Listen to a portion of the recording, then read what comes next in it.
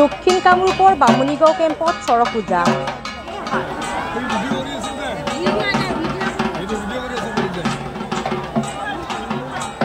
চ'ত আৰু বহাগ মাহৰ সংক্ৰান্তিৰ দিনা উদযাপন কৰা হয় চৰক পূজা।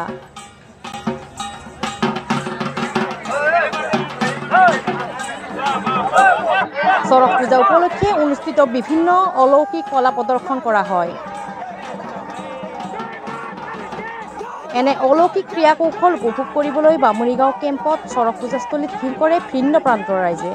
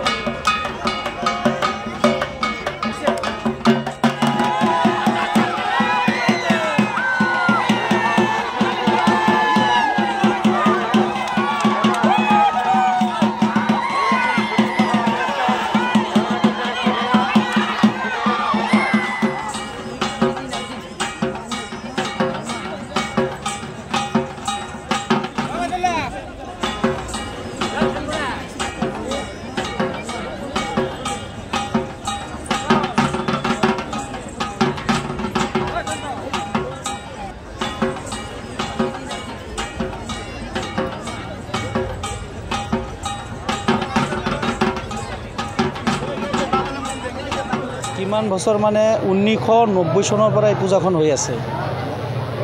1990 চনৰ পৰা পূজাখন হৈ আমাৰ গুৰুজন অৰ্থাৎ মোৰ দেউতা 2022ত ঢুকোৱাৰ পিছত 2023ত পূজাখন নহ'ল। পিছত মই কৰিব লগা হ'ল।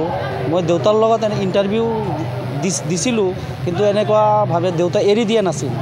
দেউতাৰ এটা বিশ্বাস আছিল যে মোৰ পুত্ৰ বাবুল বৰ্মন তেখেতে পূজাটো চলাই নিব পাৰিব।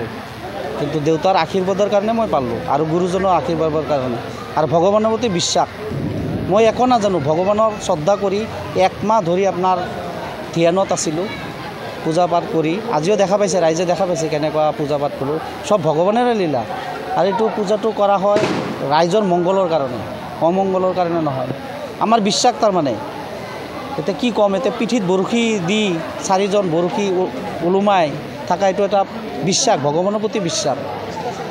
কোনোবাই অবিশ্বাস কৰিব পাৰে, কিন্তু মই কিন্তু বিশ্বাস, অৰ্থাৎ মই নিজে কামটো কৰিছোঁ, সেইকাৰণে ভগৱানৰ প্ৰতি বহুত বিশ্বাস।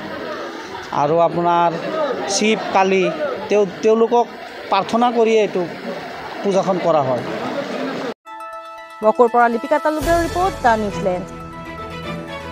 দ্য নিউজলেণ্ড, অবিৰত তথ্যানুসন্ধান, আপোনাৰ সেৱাত খবৰ সন্ধান। দ্য নিউজলেণ্ড।